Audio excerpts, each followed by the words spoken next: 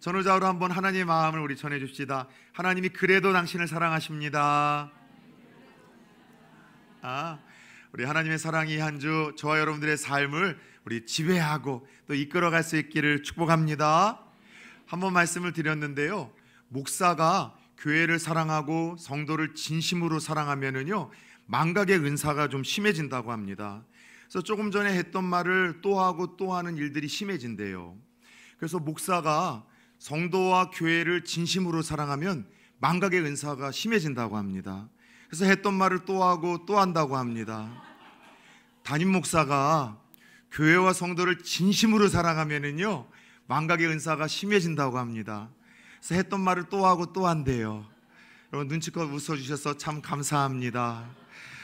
모든 인생들에게 하나님께서는 그 각자의 성향과 기질, 자라는 환경 속에서 남들보다는 더 잘할 수 있고 좋아할 수 있는 재능, 은사를 주신다고 말씀을 드렸어요. 그런데 여러분 60억 아니 70억 모든 인구들에게 공통적으로 주시는 은사가 재미있게 하나가 있다고 했죠. 기억나세요? 잘 잊어버리는 망각의 은사가 있다고 했습니다. 어제 이제 가까운 가족의 또 장례 하나를 마치고 새벽에 도착을 했습니다. 망각의 은사라는 것이 평상시에는 좋은 이미지가 저에게는 없었었는데, 장례를 마치고 돌아오면서 이 망각의 은사라는 것을 모든 인생들에게 함께 나눠주신 하나님의 마음이 느껴지는 거예요. 사실 우리가 무언가를 잊을 수 있다는 것은 이건 저주가 아니라 축복이겠다는 생각을 갖습니다. 내가 받았던 상처, 또 실패의 아픔, 하나님께서 부끄러웠었던 과거의 삶들, 이게 생각보다 오래 가서 세상 사람들은 트라우마라고 이야기를 하는데, 하나님은 그 트라우마 속에서 우리가 과거에 얽매이지 않고 또 앞으로 새롭게 도전하고 시작할 수 있는 배려의 선물로 주신 것이 망각의 은사가 아닐까 싶어요. 그래서 성경을 보면은 그런 잘 잊어버리는 하나님의 백성들에게 책망을 하시거나 혼내시는 하나님이 아니라 따뜻하고 친절하게 또다시 들려주시고 반복해 주시는 하나님의 모습을 보게 됩니다. 그런 의미에서 우리는 지난주 은사에 대한 이야기를 함께 나눴는데, 이 망각의 은사로 아마 잊어버리신 분들이 제법 있을 것 같아 하나님의 배려하심을 흉내내는 시간으로 반복 학습의 시간을 먼저 갖고자 합니다. 자, 우리가 건강하고 바른 신앙생활을 하기 위해서는 무엇보다도 우리 믿음의 대상에 대해서 바로 알고 이해하는 것이 참 중요하다고 했죠.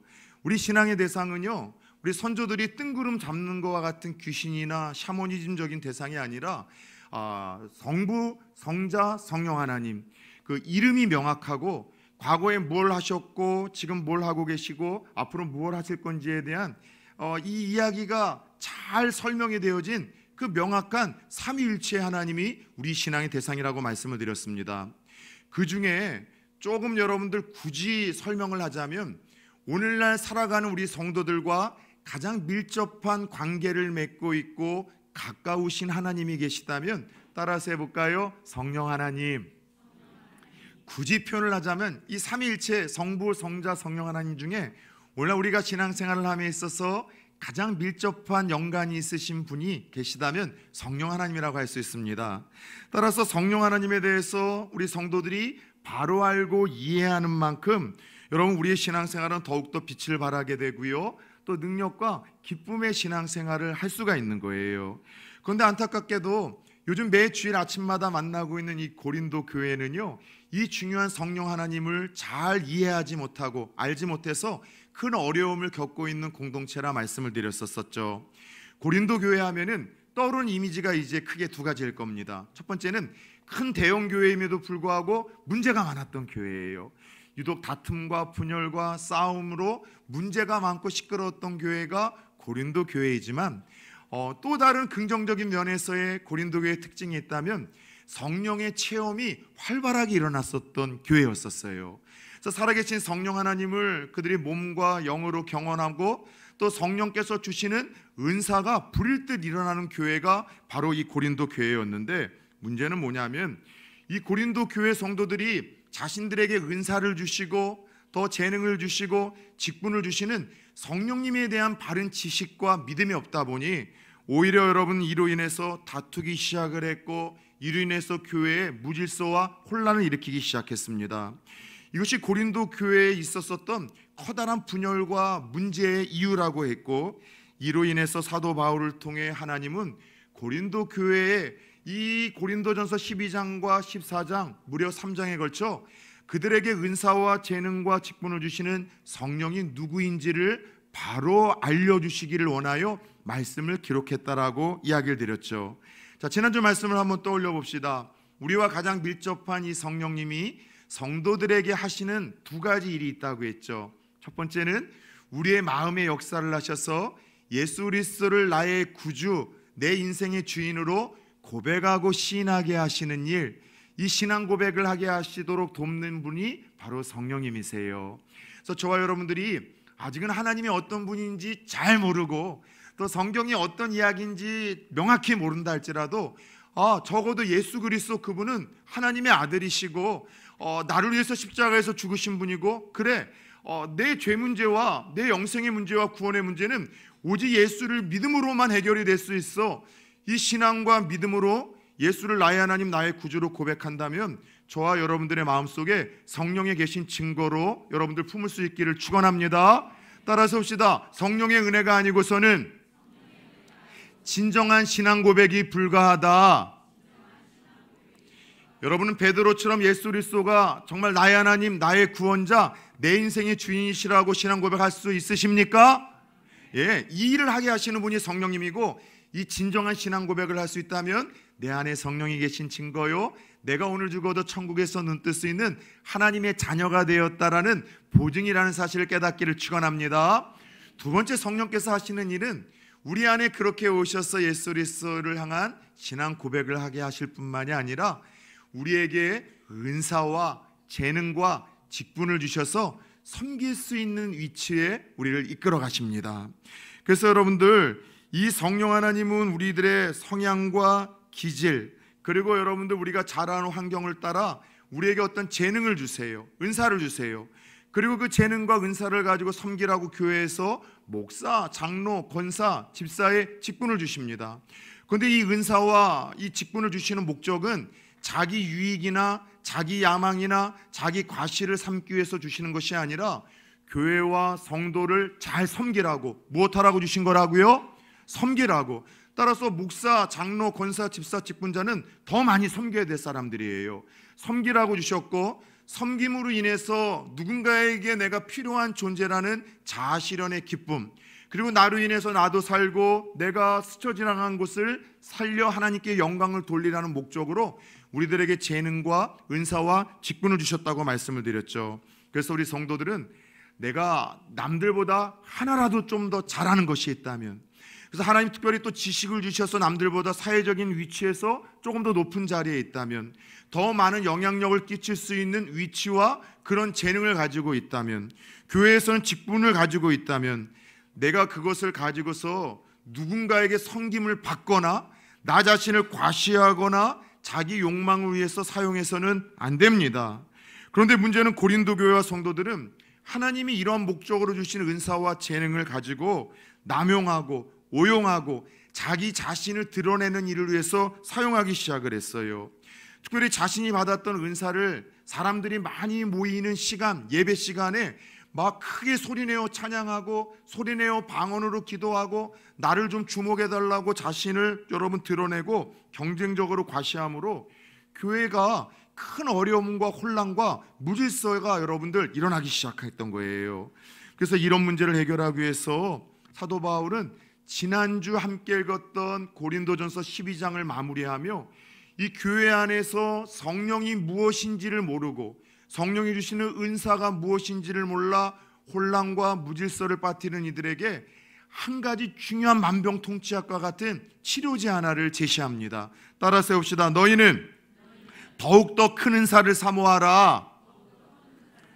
예, 그래서 성령을 좀 바로 알고 교회에서 주신 은사를 가지고 나도 살고 남도 살리고 교회를 세우며 하나님께 쓰임받는 인생이 되기 위해서 가장 중요한 은사 하나가 있는데, 모두가 꿈꾸고 모두 사모해야 될 큰 은사가 하나가 있는데, 그 은사가 무엇인지를 드디어 오늘 함께 읽었던 이 고린도전서 13장에서 소개를 하고 있어요. 결론부터 여러분들 제가 좀 말씀드릴까요? 따라서 해봅시다. 사랑의 은사. 예, 모든 성도들이 꿈꾸고 사모하고 반드시 가져야 될 은사 하나가 있다면 사랑의 은사라고 이야기를 합니다. 예, 그렇죠. 고린도전서 하면은 사실 성도들에게 가장 먼저 떠올려지는 장이 13장 아닙니까? 소위 사랑장이라고 일컫습니다. 성도들만 그렇습니까?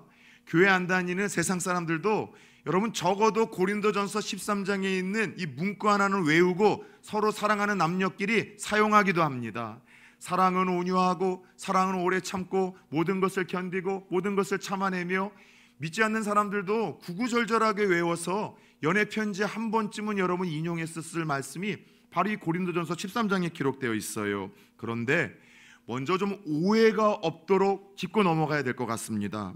우리가 흔히 알고 있는 사랑장이 있잖아요. 그래서 남녀 사이에서 연애 편지 주고받을 때, 프로포즈 할 때 자주 인용을 하고, 부부 사이에 이런 부부가 되자라고 인용을 하고, 사람과 사람 사이에 이런 사랑을 해보자라고 우리가 여러분 꿈꾸는 이 사랑에 대한 이야기는요, 사실 인간적인 사랑 이야기 아니에요. 우리는 이 사랑의 이야기를 사랑하는 사람 사이에서, 부부 사이에서, 사람과 사람 사이에서 자주 인용을 하는데 그게 나쁜 것은 아니고 틀린 것은 아닌데, 그 목적과 그 배경으로 주신 말씀이 아니라 이 사랑의 이야기는 따라서 해봅시다. 아가페 사랑, 남녀 인간적인 에로스 사랑이 아니라 아가페 사랑. 이거는 희생적인 사랑, 신적인 사랑이라는 의미인데 이 아가페 사랑이라는 단어가 쓰여졌어요. 그래서 이 고린도서 13장에 나오는 이 사랑은요, 사실 이미 우리가 받은 그 사랑, 하나님이 보이셨던 그 사랑을 우리에게 소개를 하고 있는 거예요. 성부 하나님이 우리에게 이렇게 사랑을 보이셨다. 성자 예수님이 이미 우리에게 이러한 사랑을 보이셨어. 성령이 이미 우리에게 이러한 사랑을 보이셨고 지금도 이 사랑으로 성부, 성자, 성령이 교회와 우리를 사랑하고 있는 것을 너희들이 잊어서는 안 된다는 의미와 그 차원에서 이 고린도전서 13장이 기록된 거예요. 그래서 이 사랑을 가지고서 너희가 교회에서 받은 은사와 직분을 가지고 섬기며 나아갈 때 하나님의 뜻을 이루게 되어지고 하나님 앞에서 부끄럽지 않은 인생이 될 수 있어 라는 이 배경에서 그 유명한 소위 사랑장이라는 고린도전서 13장이 기록이 되어진 것이죠. 말 그대로 13장은요, 교회 안에서 은사와 사역과 직분자들이 반드시 기억해야 될 것이 뭐냐면요, 따라서 봅시다. 모든 것에는 사랑이 동기가 되어야 된다. 네.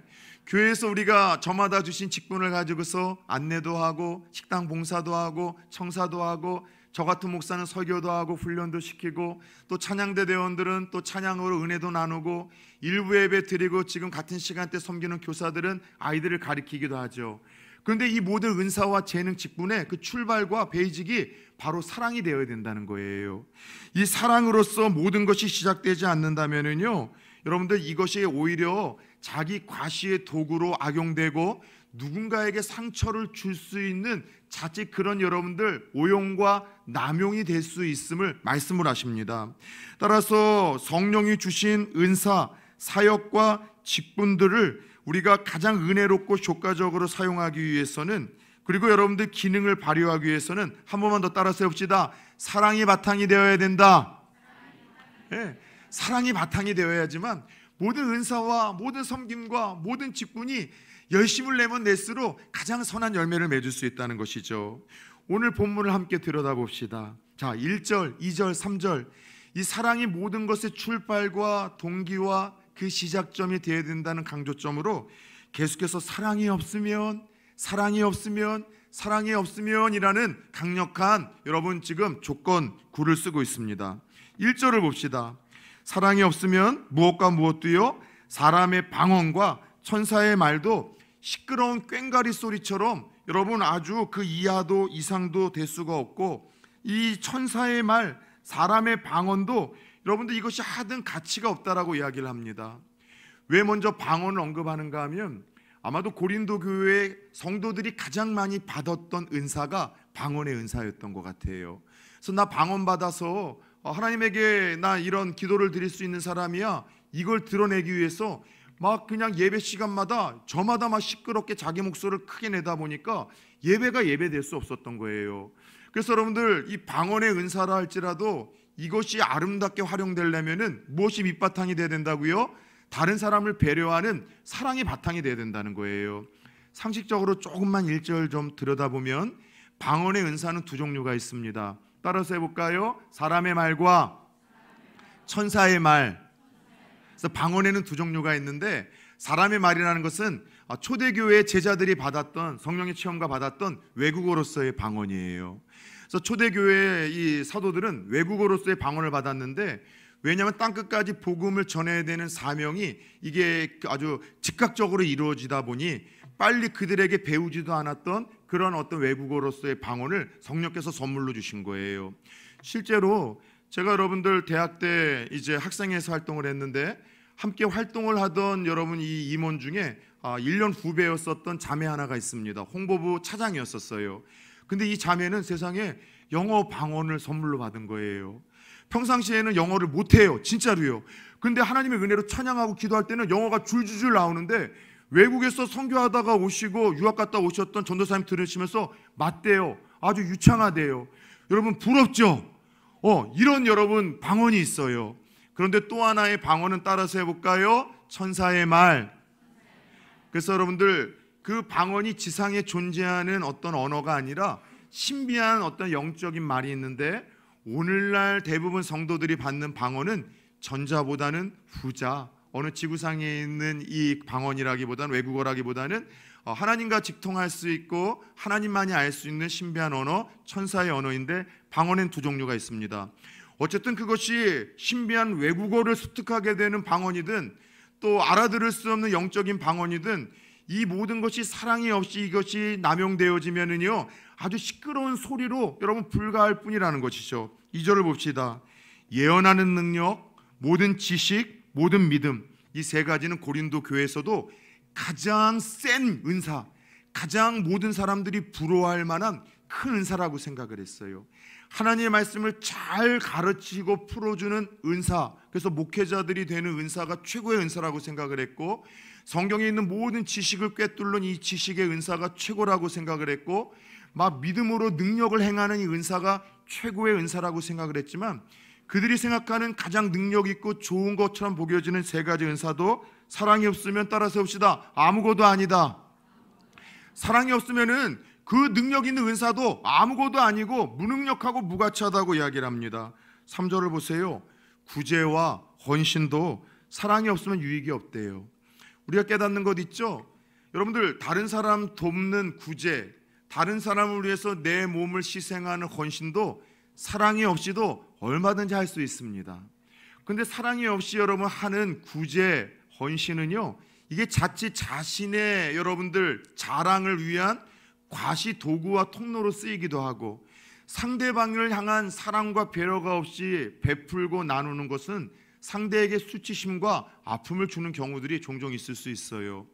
교회에서 가끔 가다가 뭐 조금 이렇게 어떤 장학금 후원을 누군가에게 하거나 조금 이렇게 심교하시는 분들에게 이렇게 무언가 사랑을 전달할 때 물론 그 의미는 그런 것 아니겠죠. 근데 다 모두가 보는 앞에서 이렇게 전달을 하게 되면은 교회 입장에서는 우리가 이런 거 한다라고 또 기쁘고 즐거울 수 있겠지만, 정작 조금만 생각해 보면 당사자에게는 이게 수치스러울 수 있는 일이거든요. 부끄러운 일일 수 있거든요.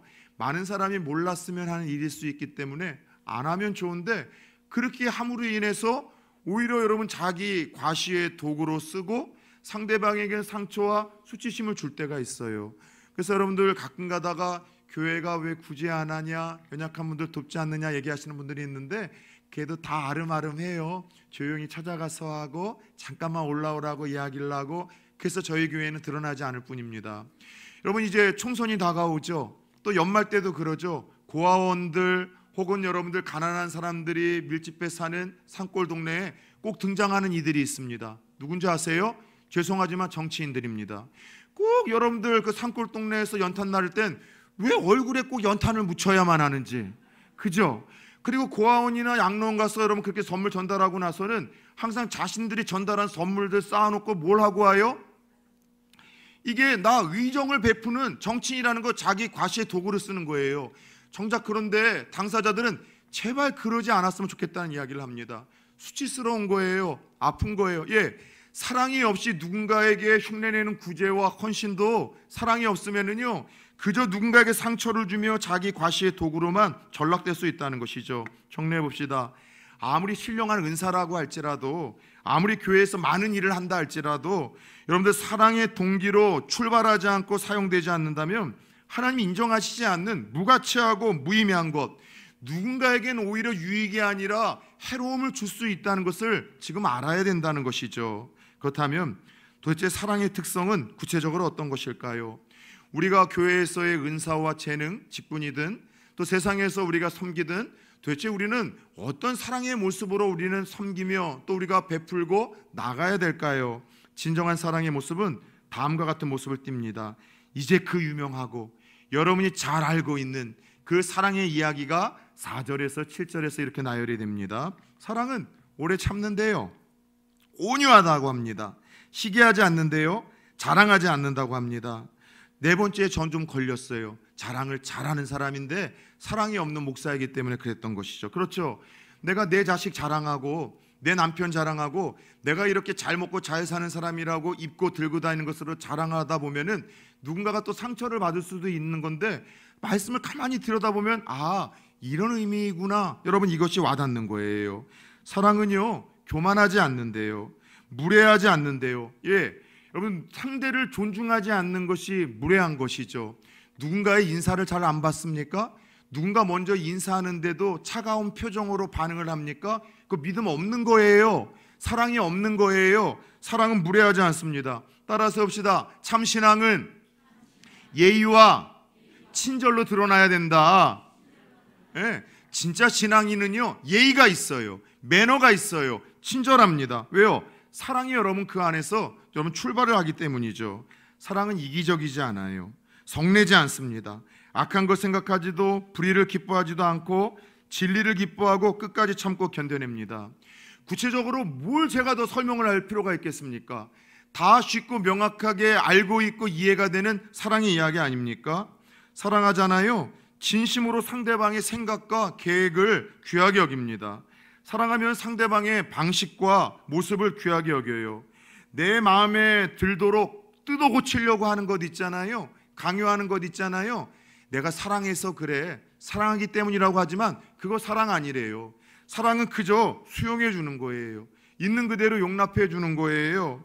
여러분들, 사실 오늘 이 고린도전서에서 말하는 이 13장 사랑에 대한 이야기를 들으면서 조금 불편하고 자꾸 하나님 앞에 부끄러운 것은 이동환 목사만의 목일까요? 여러분들은 오래 참고 계십니까? 부부 사이에서, 부모와 자녀 사이에서, 교회에서 함께 신앙생활을 하며 또 여러분 가정에서 형제와 형제 사이에서 오래 참고 있으십니까? 여러분들 시기하지 않습니까? 정말 온유합니까? 성 안 내십니까? 여러분 교만하지 않습니까? 정말 무례하지 않습니까? 이기적이지 않으신가요? 진리를 기뻐하고 상황과 사람에 대해서 한 번 더 참고 또 한 번 참아주며 끝까지 견디는 모습을 보이고 있으십니까? 저는 이 사랑에 대한 이야기를 들을 때마다 왜 이렇게 찔리는지요. 이 사랑을 가지고서 사랑의 점수를 저한테 먹여보라고 한다면 저는 50점도 못 받을 것 같아요. 여러분들은 어떻습니까? 그런데 잘 들으셔야 됩니다. 초반에도 언급했던 것처럼 주님께서 언급하신 이 사랑은 우리가 여러분 흉내를 내야 될 사랑이긴 하지만 내 힘과 의지와 노력으로는 사실 불가능한 사랑이에요. 왠지 아세요? 아가페 사랑이기 때문이에요. 희생적인 사랑, 조건 없는 사랑, 신적인 사랑이기 때문이죠. 따라서 먼저 이 말씀은 소극적으로 너희도 이렇게 사랑하라는 말씀으로 받을 수도 있겠지만 아까 얘기했던 것처럼 그런 의도로 주신 것이 아니라 너희들이 할 수 없는 이 사랑을 근데 너희들은 받았다는 것을 잊어서는 안 된다는 거예요. 하나님께서 이 사랑으로 저와 여러분을 사랑하셨다는 것입니다. 하나님의 아들이신 예수 그리스도께서 이 사랑으로 무조건 용납해 주시고 무조건 수용해 주시고 무조건 포용해 주시고 사랑해 주시고 끝까지 덮어주시고 믿어주시고 견뎌주시고 바라주신 이 사랑을 하나님께서 우리에게 이미 보이셨고 예수님이 우리들에게 보이신 것을 너희가 알고 있지 않느냐라는 그런 여러분 물음의 말씀이라고 할 수 있어요. 사랑하는 여러분들, 오래 참고 온유하고 모든 것을 덮어주고 믿고 바라고 견디는 삶, 하나님의 성품, 예수님의 성품, 그분들께서 우리에게 보이셨던 사랑의 모습인데, 이 사랑을 기억하며 우리에게 주신 은사 있잖아요. 섬김의 자리 있잖아요. 직분이 있잖아요. 너희가 그 사랑을 한 번이라도 경험해 봤다면, 그 사랑을 맛보아 봤다면 너희도 흉내 보라라는 그런 말씀인 거예요. 그래요, 사랑은요 어른들만 흉내낼 수 있는 거예요. 오늘도 어린아이가 되었을 때는 흉내낼 수가 없어요. 그래서 하나님이 우리에게 말씀하시는 사랑에는 항상 이런 단서가 붙는데, 뭐 유식한 말일 수도 있지만 한 번만 따라서 해볼까요? 카도시의 사랑. 카도시라는 것은 무슨 뜻인가 하면 내가 한 것 같이라는 뜻이 있어요.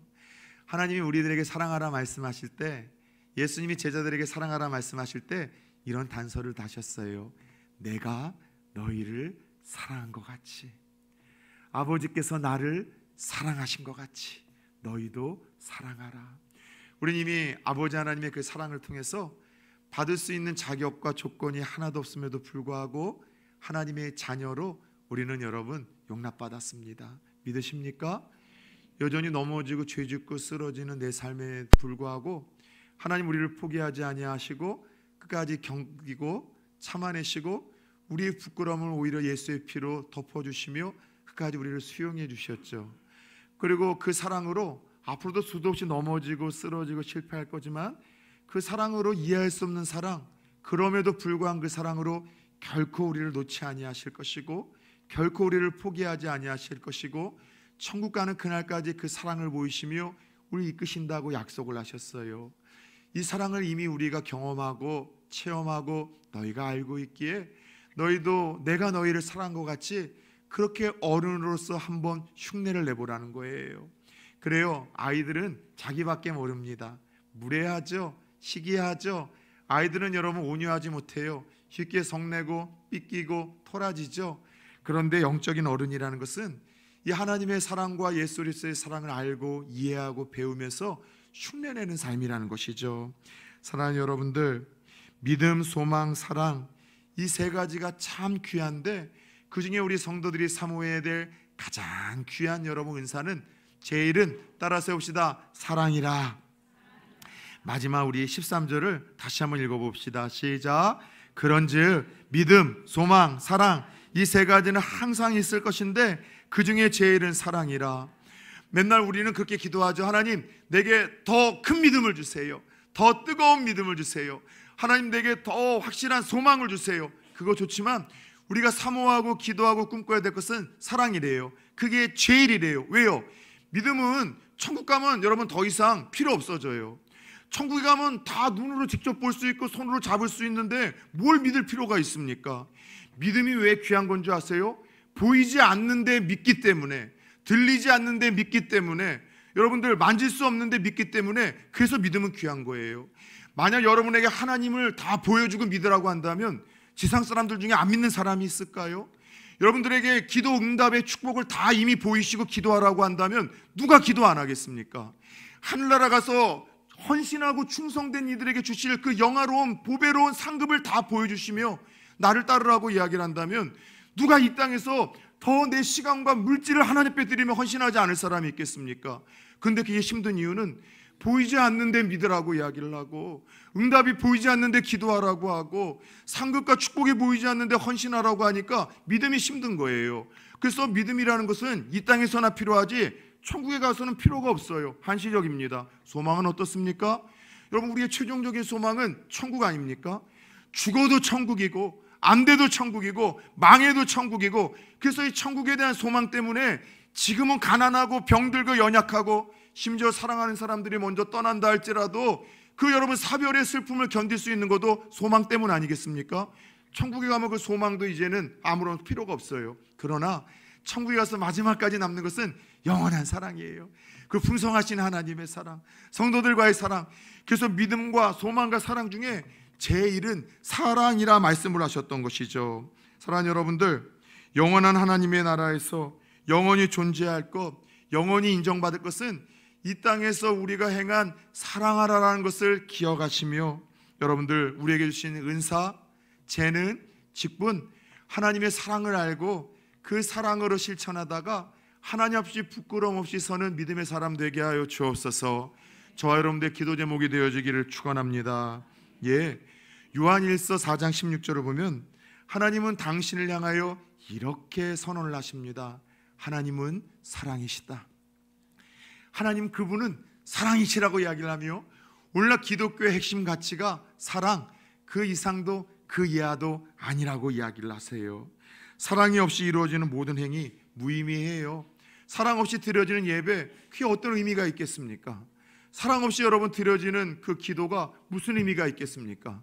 사랑 없이 여러분 받고 그렇게 내가 불려지는 그 직분이 어떤 가치가 있겠습니까? 사랑 없이 하는 모든 행위 무의미하고 무가치하고 자칫 자신을 드러내는 도구로 전락될 수 있다는 것이죠. 그런 의미에서 잘 들으십시오. 교회는요, 은사와 재능과 직분을 자랑하는 것이 아니라 은사와 직분과 재능을 가지고서 따라 세웁시다. 사랑으로 섬기는 것이요, 사랑하는 곳입니다. 아프리카 선교의 아버지라고 일컫는 한 분이 계십니다. 리빙스턴 선교사님이세요. 그분이 평생 정말 아프리카인들을 위해서 사랑으로 섬기시다가 그렇게 돌아가신 후에 그 리빙스턴 선교사님의 한 일화를 여러분들 이 기자가 듣게 되었습니다. 그리고 그의 마음에 작은 감동이 하나 생겼어요.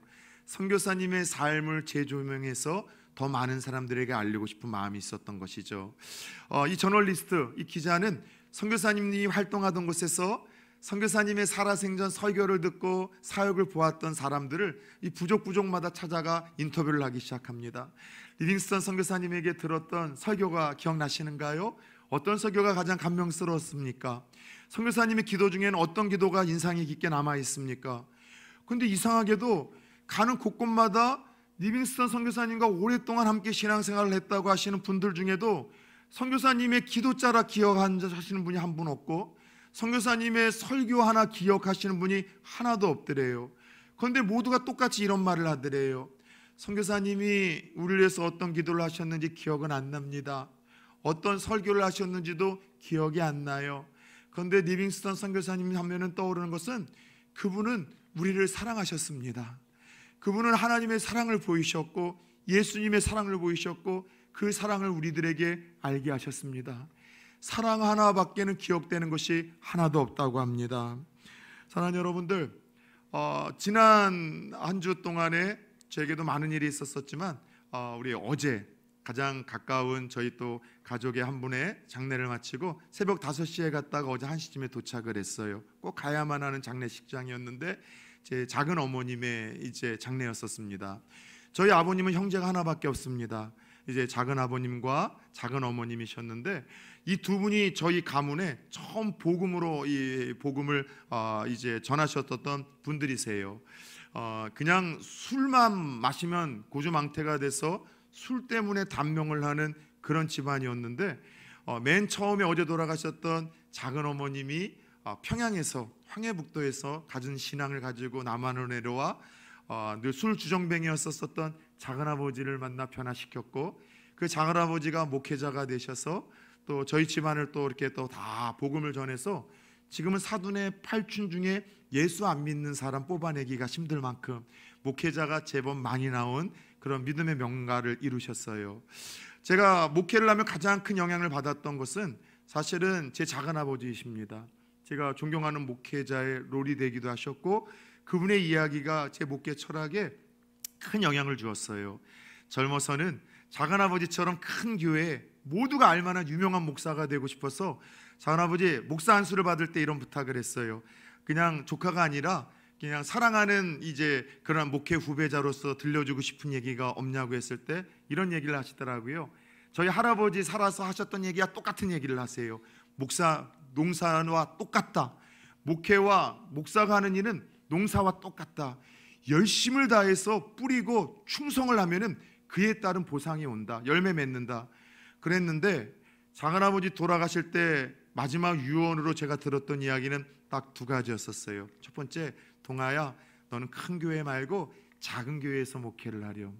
당신은 큰 교회에서 목회하고 유명해질 대로 유명해지고 저한테는 작은 교회로 가래요. 또 하나의 유언은 이런 얘기를 하셨어요. 평생 목회를 하면서 후회하는 것 하나가 있는데 다른 게 아니라 성도들을 더 많이 사랑하지 못한 것이 하나님 만나기 전에 가장 큰 후회가 된다는 거예요. 다른 것보다도 성도들 진짜 사랑해주고 사랑해주는 그 목사가 되라고. 작은 어머니 돌아가시기 전에 마지막으로 들었던 이야기는 그겁니다. 제 소파에 뒤에 앉으셔서 이동화 목사님, 이제 하나님 앞에 설 날이 가까운데 요즘에 고민은 하나래요. 내가 정말 사랑으로 누군가를 전도해서 누군가를 하나님 앞에 이끌었던 그 생명이 몇이나 되고 있는가, 늘 저녁마다 잠 못 이루고 그걸 세고 있다는 거예요. 사랑으로 내가 누군가를 새 생명으로 되신 예수 그리스도에게 이끌었고 구원을 받게 하고 천국에 가게 한 그 숫자가 몇 명이나 될까. 그러면서 사랑으로 그 일들을 앞으로도 감당하겠다는 그 작은 어머니의 이야기가 영정에 서는 순간 저에게 막 다시 한번 새록새록 드는 거예요. 그리고 그렇게 하고 지금까지 달려온 줄 알고 있었던 저에게 작은 하나님의 음성이 들렸습니다. 너 요즘에 잃은 게 이거잖아. 처음에 교회 왔을 때 그 사랑하는 마음으로 말씀 준비하고 성도들 사랑하는 마음으로 설교를 하고 사랑하는 마음으로 신방하고 사랑하는 마음으로 그들을 위해서 또 합심기도 해주고 사랑하는 마음으로 책망을 해야 되는데 요즘에 이 마음이 사라졌다는 것을 느끼는 거예요. 여러분들은 좀 어떻습니까? 그 사랑하는 마음으로 지금의 그 섬김의 자리 교회에서, 이 은사와 달란트는 교회에서만이 아니라 사회적으로도 섬겨야죠. 사회에서의 그 직장 일들은 그 마음으로 감당하십니까? 힘들고 더럽고 치사하고 때려치고 싶은 그 직장 일이 누군가에겐 그토록 바라던 꿈이고 소원이라는 것, 여러분 그것을 우리가 잃어서는 안 되는 거예요. 오늘 이 말씀을 통해서 저는 이렇게 기도하고 싶어요. 하나님, 사랑으로 진짜 설교 준비하고 성도들 사랑하는 마음으로 설교를 하고 성도들 사랑하는 마음으로 기도해 주는 목사, 성도들 사랑하는 마음으로 신방 한번 하고 책망을 하더라도 정말 그 진한 사랑이 녹아서 아비와 같은 마음으로 사랑해 주는 목사, 사랑으로 섬기게 하여 주옵소서. 더 나아가 저와 여러분들 오늘 말씀을 마무리하며 이런 기도의 제목과 소원을 품고 오늘 이 성전을 떠나면 어떨까요? 하나님, 그 카도시의 사랑을 내가 좀 경험하게 해주세요. 그냥 자격 없이 조건 없이 나를 사랑하시고 품어주셨던 아버지 하나님의 사랑을 좀 알게 해주시고 그럼에도 불구하고 포기하지 않고 나와 함께 하시는 예수 그리스도의 사랑을 알게 하시고 그 사랑을 배우게 하여 주옵소서. 그리고 그 사랑으로 이 한 주도 내게 주어진 일들, 그 직분과 재능, 교회와 사회와 가정에서 실천하며 살아가는 한 사람 되게 하여 주옵소서. 이것이 더욱더 큰 사를 사모하라는 말씀과 더불어 주님께서 주시는 오늘 명령인데, 오늘 이 말씀을 붙들고 이 한 주 하나님 사랑을 알게 하시고 사랑을 배우게 하시고 사랑을 실천하여 주 앞에 서는 날 부끄럽지 않은 한 사람 되게 하여 주옵소서. 저와 여러분의 기도 제목이 되기를 축원합니다.